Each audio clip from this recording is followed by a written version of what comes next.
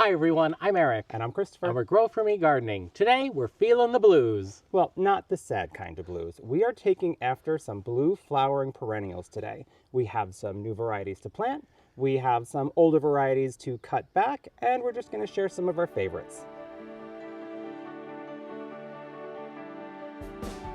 Welcome to our garden here in Zone 5B/6A in upstate New York. The first blue perennial we're going to be adding to our garden today, which we already have some, is Magic Show Ever After Veronica. This is a proven winner's variety of Veronica that gets 14 to 16 inches tall and wide. It's hardy in zones 4 to 8, which is like a nice range, right, Christopher? Yeah, it's a good range. And it blooms in early to midsummer. Now this one came to us already bloomed out. So what we did was we cut the bloom stalks off and it's going to reflush and bloom a second time. We have it planted here in front of the Winecraft Black Smoke Bush and the Kinsley Ghost Honeysuckle, and the color combination of these flowers is simply to die for. I'm sure Christopher can pop a picture up on the screen maybe from last year. But we just wanted to bolster our collection. As you can see, we already have a few here, but I thought if we just kind of like added them in and made it super thick and lush, I think it'll look really cool up against the best pairing in the whole garden, Peachberry Ice Heuchera with the Ever After. That's the other thing. And I don't know if everyone remembers, but we coppiced this Winecraft Black Smoke Bush practically to the ground in early spring. And it's doing exactly what we wanted it to do.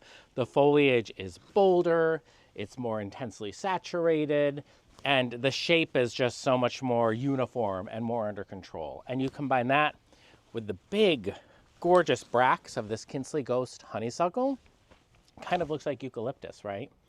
So it's that bluish foliage with the purple, the green, the peach. Really excited to add more right here. Next on our planting list today is the Sweet Romance Lavender. Yes, we're in the purple blue, but it's a bluey purple. Sweet Romance Lavender gets about 12 to 18 inches tall, zones 5 to 9 hardiness. It smells incredible. This is going to go in a really lovely drift here in front of some other perennials that will give a very soft, romantic look under the already soft and romantic urn. So this little drift is going to give us a fragrance moment, a blue moment, a nice cool foliage moment. Absolutely love this. It's true, and we haven't necessarily had great luck with lavender in the past.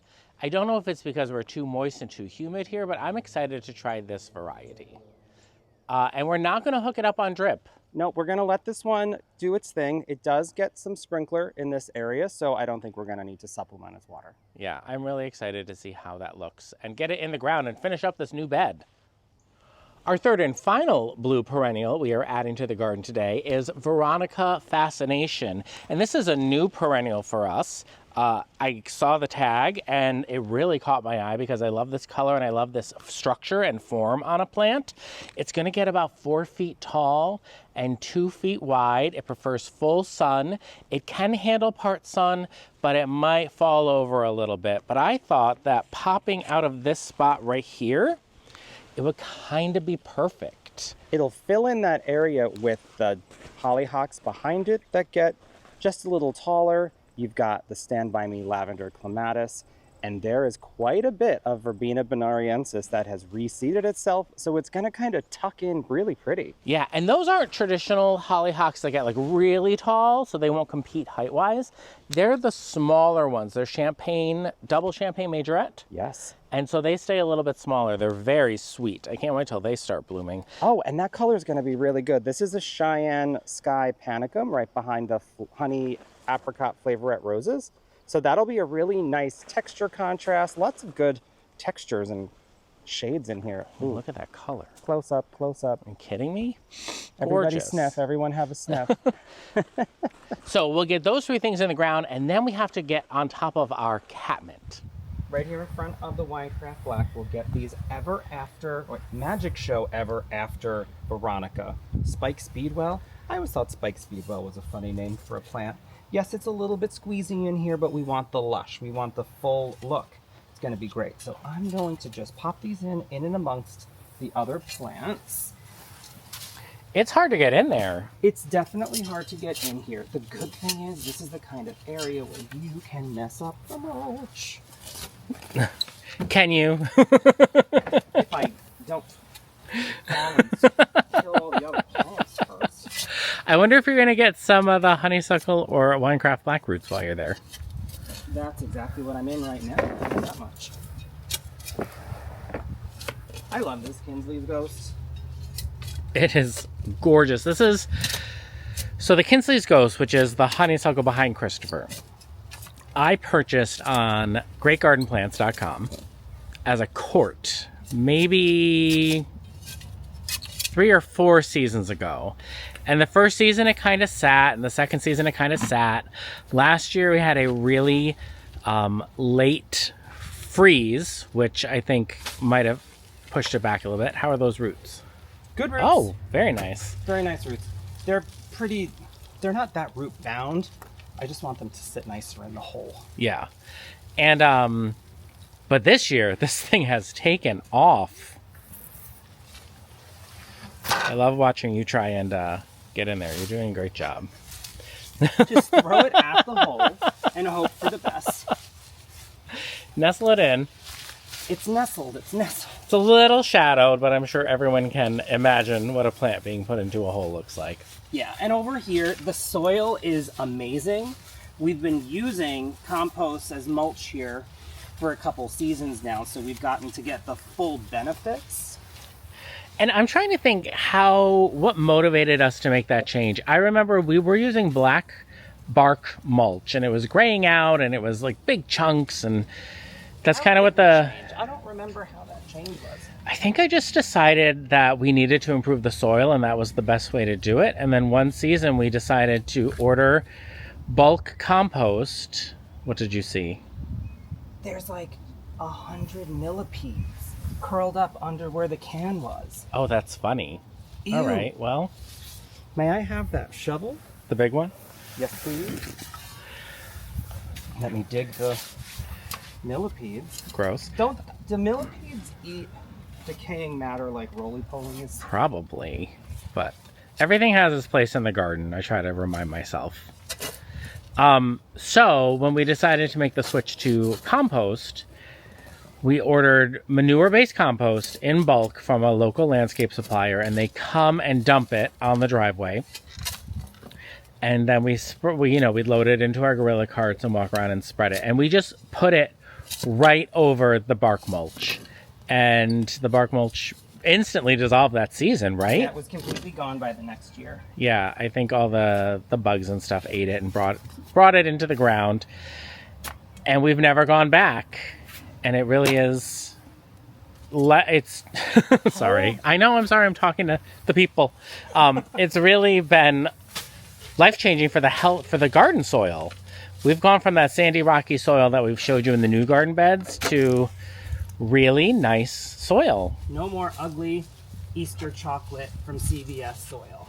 And I do think that, if you want to try it. You can always go back the next year to mulch or bark mulch. We do get weeds and we do get grass growing in the beds, but we're out here every weekend, so we tend to it as we go. And can you think of any downsides to the compost as mulch, Christopher? Honestly, I think from what I've gathered from listening to reading comments and listening to different people, I think we're very lucky that our suppliers have very weed-free compost. What I've heard more often than not is, how do you use compost? There's so many weed seeds in it, and ours doesn't have it. We don't get as many weeds. Yes, we get grass, but that's usually growing up from where we removed sod. I don't know. I mean, we plant very thickly in our garden. It's as you can see here. So it's hard for weeds to grow in between stuff. Although occasionally we find like one giant rogue weed that we missed. There is one in the Ancient Mariner we have to pull. I think it's a thistle of some kind. Yeah. And then we had a giant pokeweed. It was about 4 feet tall. I thought it was a Nicotiana seed. Did you get the pokeweed out of the Crown Princess Margareta? I did. Good, thank you. I totally forgot about that until you said it. What can I do for you? Bucket? Bucket.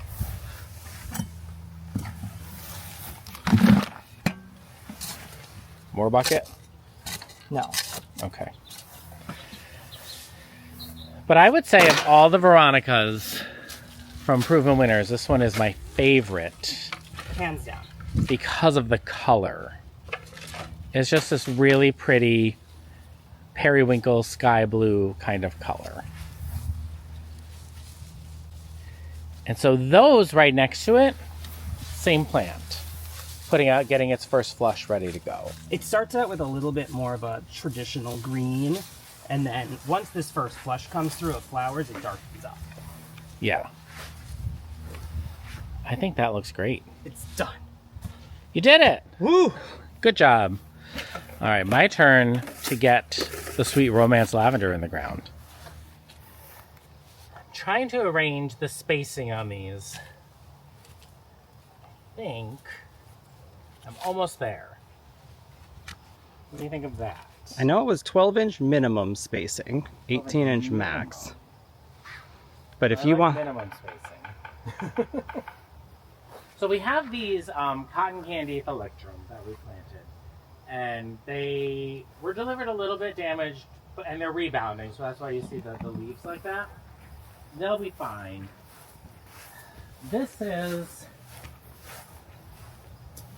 an interesting conundrum. The conundrum is, do we do a hedge across the front, knowing we'll be planting something behind them every year, or a perennial, or do we make them more of a clump? Do we do a drift or a hedge? And then fill in here with annuals this year? That would work. Now, I'm not going to lie, knowing that you have 2 more lavender, I think that's the choice. Let me back up. We do have like a really tight hedge. We have a really tight hedge. We have a big sort of drift situation happening. And I think it might look really cute over here just to have the straight line of lavender. Could we take some of our verbena seedlings from elsewhere in the garden and plant them behind the lavender? Absolutely we could. Those things are so transplantable. That way we save money and time. We don't have to go to a garden center. We don't have to spend any money. Yeah. And I know there's a couple right behind you that I was going to pull anyway. Oh, the ones on the edge? Yeah. Yeah, we can totally put those back there. So let's do this hedge in front here. What do you think about putting the meat ball box with it? This is a new sample from Proven Winners Color Choice Shrub. It's very tiny. But it's their new improved version of Green velvet. Green velvet. So what do you think of putting that there? Doing a hedge of lavender and then some verbena bonariensis behind the lavender. I think that would be nice. It also would be nice because the meteor shower verbena is in the urn. Yeah. Let's get these planted.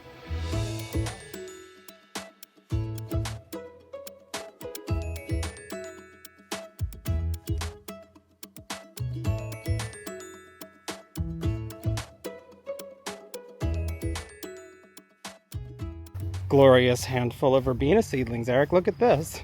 Wow. That's awesome. That saves us time and money. That was really good timing, too. Yeah.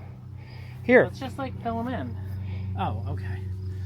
Yeah, that's the funny thing. It is that easy, and once these are hit with the sprinkler once or twice, they really never, they don't need drip, they don't need love. It looks really good. It really does. And now I get to use my birthday present. This is the 2-gallon Pause watering can. Yeah, it might be 2 or 2.4. Something like that. And if you turn the rose in this direction, it's stronger. If you do this and you turn it upside down, it's more gentle. For our seedlings, which I think is so nice. I love this watering can. There is one to the left of the lark ascending I snuck in while you were filling the watering can. Ooh. I love verbena. I love lark ascending. I love my watering can. Let us discover Eric diving in here to plant. This is a really cool North American native. I am excited to plant it amongst the grasses and another native, the lace, Invincible lace. Oh, yes, the Invincible hydrangea. lace It's a hydrangea. Hello. Whoa. And then not native is this Japanese white pine. But I feel like this texture of leaf is something we don't have anywhere in the garden. It is fun when we get a new plant. You get to research it and see what makes it special. Yeah. The leaves come out in what they were calling them whorls. I would say they just come out circular. They don't come out like one leaf across from the other. See how they're just like circles? I think that's what whirls means. Yeah, whorls. This is going to need its own drip, though, because it likes it moist. So Yeah. I think we should hook into this Invincible lace hedge. Yeah, there's drip that goes right past that. And then we will, Give it a little extra water. yeah. It gets about 4 to 5 feet tall, but only 2 feet wide. And this was a case of working with blue perennials that sometimes the picture on the tag lied. And it is a bit more of a lilac, but we're going to use that in the blue family of perennial plants. Oh, it's not as blue as the picture on the tag? No, it's a lilac. Oh, I love that. I don't mind. No, and then with the creamy color of the hollyhocks, there's also these verbena seedlings that you can see popping up. Yeah.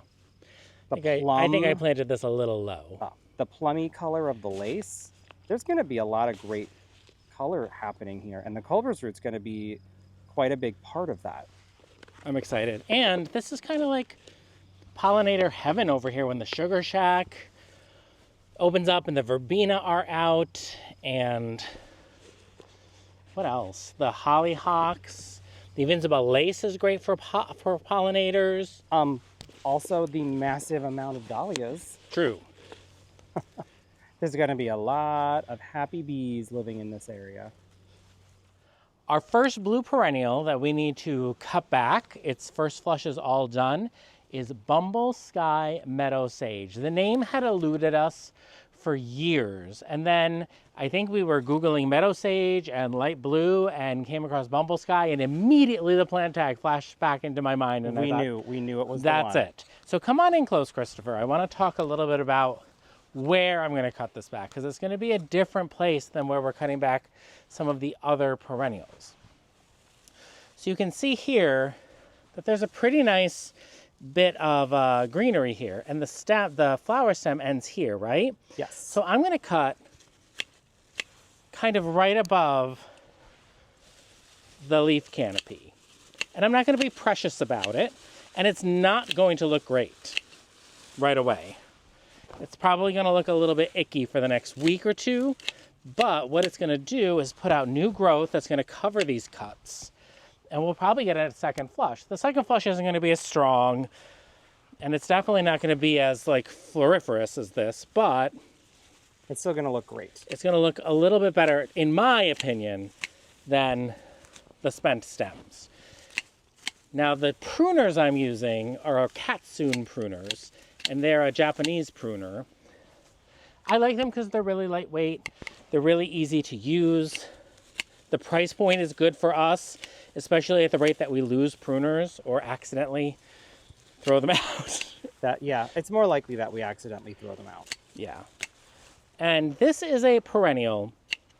It was one of the very first ones we bought for our garden maybe 5 years ago. And we bought 3 of them. And it has been divided multiple times throughout the years, and we just kind of keep spreading it. Now I'm seeing something very interesting out of the corner of my eye. It is. What is it? What is it? It's snails. That is so weird. I've never seen a snail in our garden before. I have seen them on the smoothleaf hydrangeas. That I've definitely means it's a moist spot under here. So, I've also been seeing holes in some Brunnera. So maybe we need to get the sluggo. But you can look right here. You can see what it's doing. They are what's causing the holes in this foliage. So you can crush them. They're super easy to crush. Interesting. That's interesting, because as this eastern redbud has grown, it has definitely become shadier and turned into more of a part sun spot. So I can see why it would be retaining more moisture than it has in the past.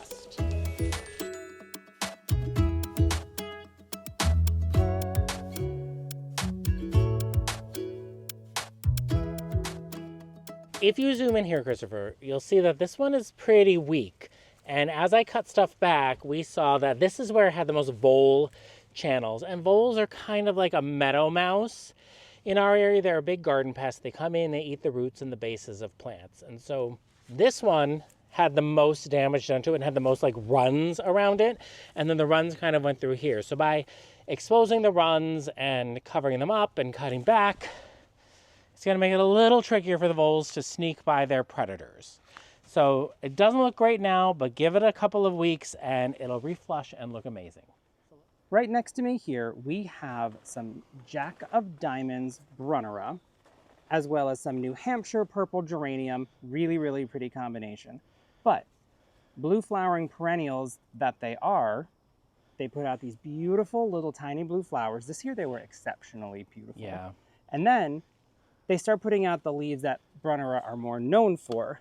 So this particular chore, slide my little self down here, definitely not the most fun. And I'm not sure if it's 100% necessary. I cut these little tiny leaf spent flower stems out. I feel like it just looks nicer and it allows the big leaves to really Be the star of the show. be the star of the show. That is gorgeous foliage. I don't remember exactly what type this is. I don't know if it's a Proven Winners or a different variety. Do you happen to remember? This is Jack of Diamonds from Proven Oh, it Winners. is? Yep. That's awesome. It's a beautiful foliage. It did reseed a little bit on the front edge, which I like. And Right this under is there the under other thing. Christopher's shoe. Right. Whoops. Oops. So you can get a good handful and really pull it out from the side like that. And because it seems like the newer leaves, sometimes they kind of come from the base, sometimes they seem to come right from the middle.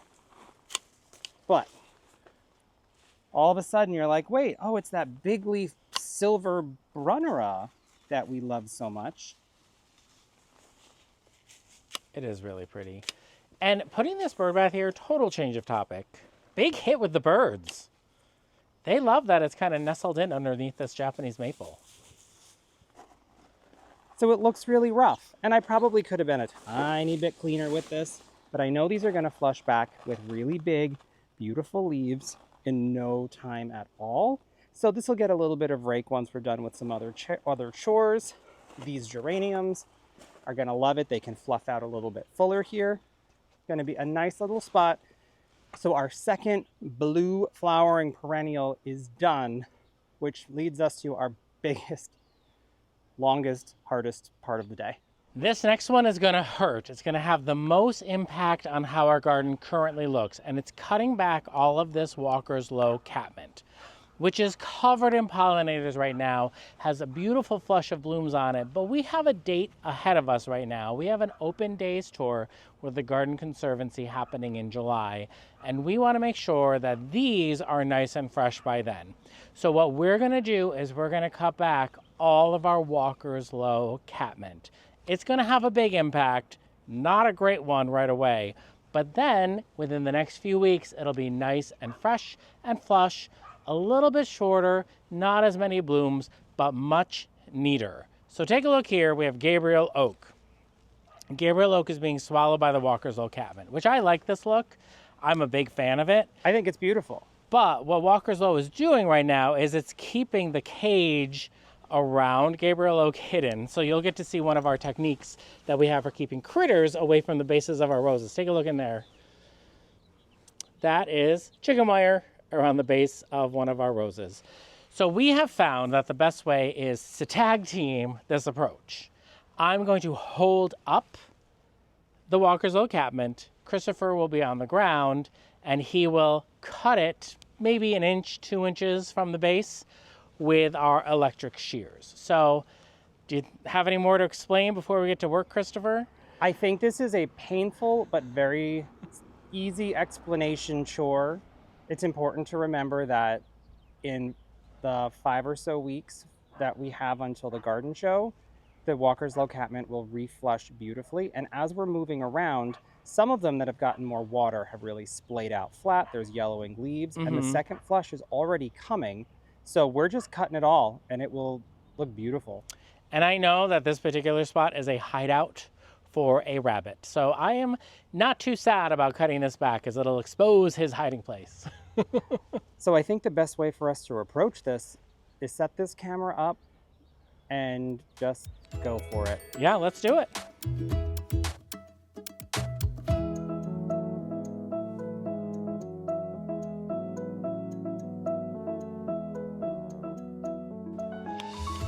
So this looks pretty brutal, right? Sure does. The last little step you might have noticed is that we get in there with a couple pairs of pruners, take away any big chunks that are just hanging out looking particularly ugly. But ultimately, this is what it's going to look like for the next couple weeks, and then it's going to reflush. Not all of them will get this much precision. Some of them, of course, are more tucked in flower beds. Ooh, we've got a neighbor Our screaming. neighbor's outside playing. And it's, oh, she's gotten so big. And so we're just going to clean up this debris and move right along.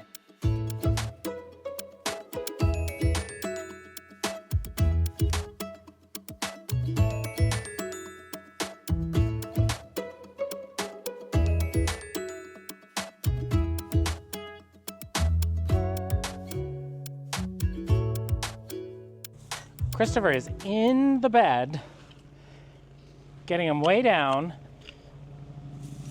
I cut a drip line. You did? Yeah, with the hedge trimmer. Oh no. All right. Well, good thing I had ordered those extra couplers, right? Yes, that will be very helpful. He's tidying up in here, and I am kind of tidying up the other areas we already cut. And then after this, Christopher, we only have the hedge around the beach, and then we have the little bits and bobbles up front. Oh, We're very almost close. done. Oh, that makes me feel better. This is a lot. That one's a lot. This was the hardest one for sure. So this is our most established catmint in the garden. We have it underneath the Vanessa Bell roses and the tricolor beech tree. It does get a lot of water because the roses get a lot of water, so the water runs off. And so you can see it starts to yellow a little bit this time of year. And so that's why we come in and we cut it back, because we want to make sure that it's going to be nice and fresh and beautiful as the season continues. There's been seasons where we've cut it back 3 times. There's been seasons where we haven't cut it back at all. And so you don't have to cut it back, but it certainly helps keeping it looking fresh.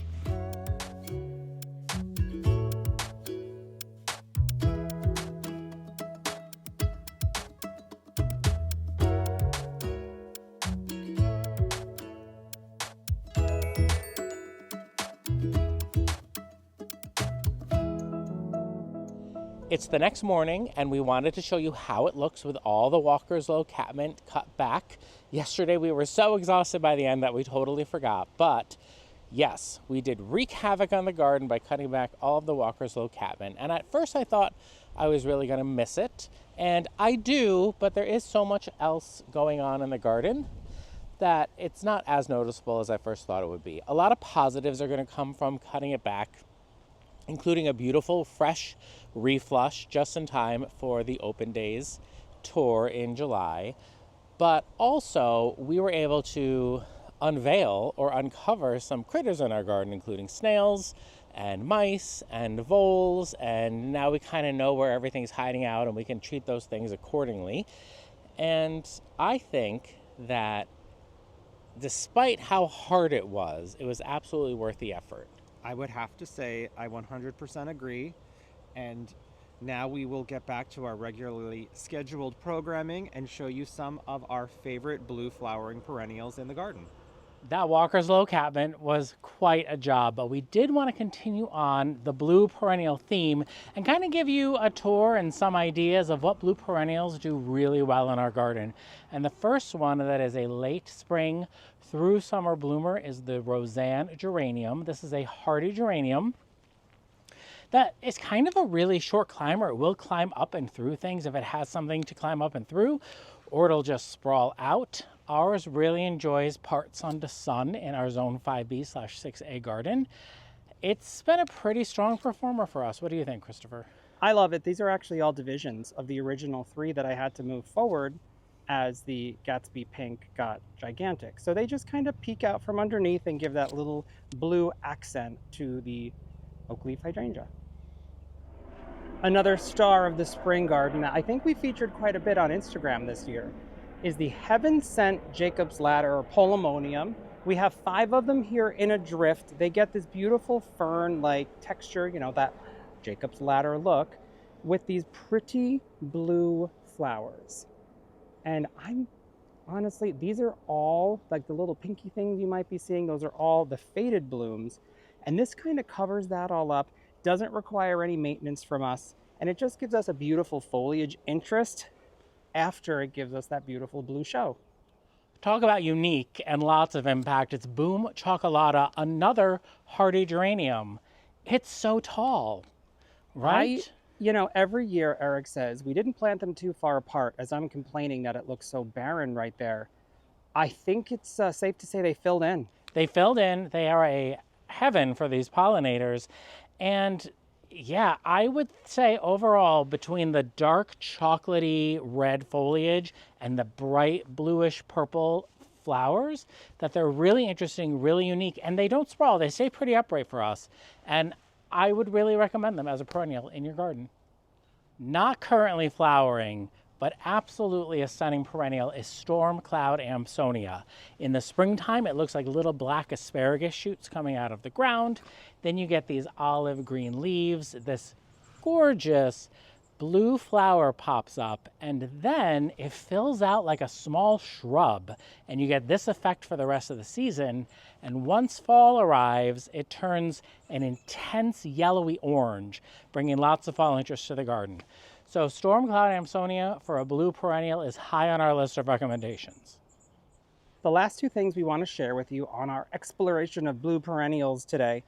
The first here is Neptune Catmint. It's a really unique nepeta. It has almost a chartreusey green color here, and then these vivid blue flowers.